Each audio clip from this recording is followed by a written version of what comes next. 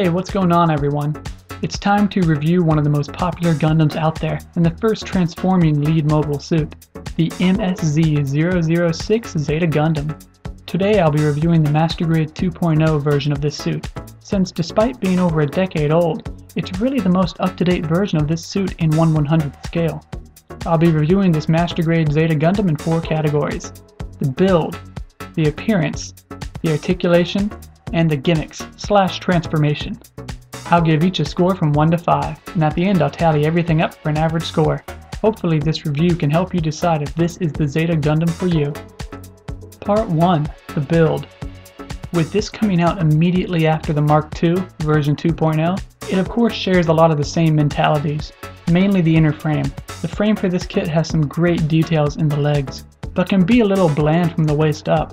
However, this is a transforming mobile suit, so the engineering behind this build is much more interesting.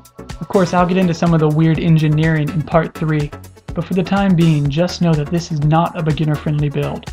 There's hinges all over the place, joints that don't make sense, and the manual isn't as clear as it could be in some places.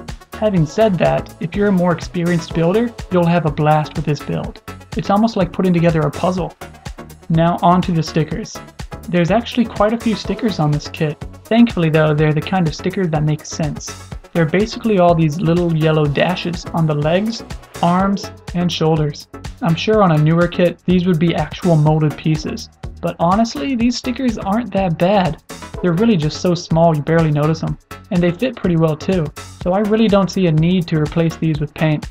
Aside from that, there really isn't much detailing to be done on this build. The only place I could see adding paint would be adding some black into the yellow vents. Of course, there's decent panel lines inside, so they aren't mandatory to paint. I just like that black on yellow look, so I painted them. Well, that's it for the build. It's a fun build if you're looking for a challenge, but there really isn't that many opportunities for detailing. I'll give the build for this kit a 4.5 out of 5. It's really just so close to being perfect. Part 2. The appearance. Just like the Mark II before it, this kit seems to be going for more of an anime-accurate look, and it just absolutely nails it. I love how minimalistic the panel lines are, and just how perfect Bandai got the colors. This Master Grade looks like it just flew out of the anime. I will say the proportions are a bit slimmed up though, especially if you take the backpack off. However, the Zeta Gundam's always been one of the sleeker looking Gundams, so it's not really that big of a deal. You get 2 sets of decals for this kit. A sheet of dry transfer model numbers and faction symbols, and you get some peel and stick caution signs. The model numbers and faction symbols are great, and really give some character to what is otherwise a very clean take on the Zeta. Of course, because this kit seems to be going for the more anime look, I kept the decals to a minimum, only applying a few dry transfers. The appearance of this kit is everything I could have asked for. The only Gunpla Zeta Gundam I think looks cooler than this is the Real Grade Zeta 3, but for straight up anime accuracy, you can't get any better than this. I'll give the appearance of this kit a perfect 5 out of 5. Part 3. The articulation. With a lot of my reviews, I sort of questioned the necessity of going through all the bins, but not with this Zeta Gundam. Okay, let's just get into it. Starting at the feet, you get a weird up and down. It's like there's 2 separate hinges in here somewhere. You get a lot of movement forwards and backwards with the ankle, just nothing side to side.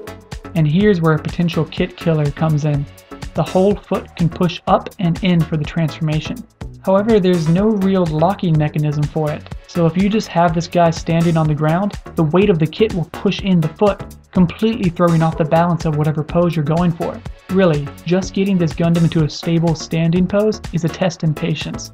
The only workaround I've found is pushing this little flap on the back of the ankle inwards to kind of support the ankles. Anyway, you get something close to a 135-degree bend from the knee. Because of the transformation, the knee can bend forward quite a bit. The whole leg can extend out for the transformation. If you extend the leg like this, then you can actually get close to a 180-degree bend from the knee, but it looks really weird from the front because of this gaping hole. You get the usual 360 spin from the thigh. For once, there's nothing interesting here. The hips are, well, let's just go with complicated. Basically, you get a very small amount outwards from the legs and a very tough spin forward for some kicks. The The front skirt armor functions about how you would expect, except you can push them inwards. The side skirt armor is on some kind of series of hinges? I don't know, I mean, you can spin it and put it in all kinds of weird angles. The back skirt armor pops out a little bit, but it forms some kind of lock with the legs to keep them in place, so you're going to want to keep it locked in at all times. You don't get any movement out of the chest, at least in terms of posability. It's just a single ball joint connecting to the waist. The arms are a bit more straightforward. First, the shoulders have a little movement forwards and backwards, but not too much. The shoulders are the normal 360-degree spins, as is the upper part of the arm.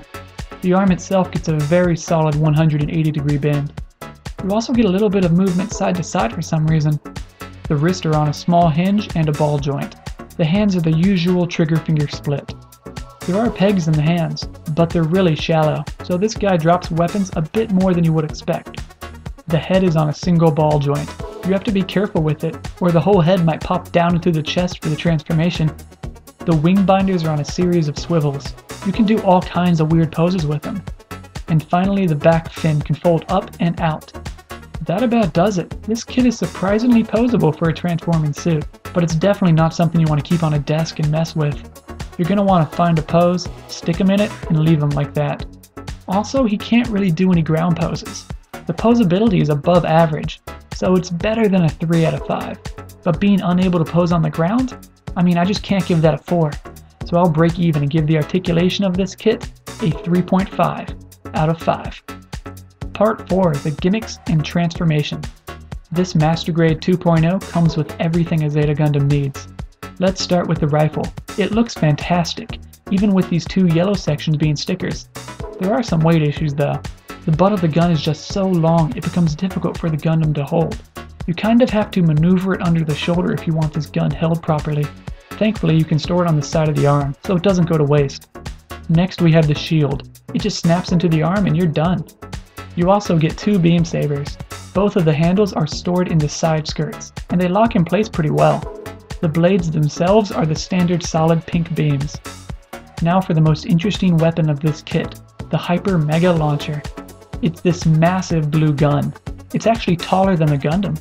You can open up all the hatches on this too, just like in the anime. But unlike the anime, the Zeta Gundam really can't hold this thing. It's just too big for any kind of posing. You can two-hand it okay, but not much else. It does look good being held upright though. Lastly, you get a dedicated stand. It's modeled to look like a hangar bay.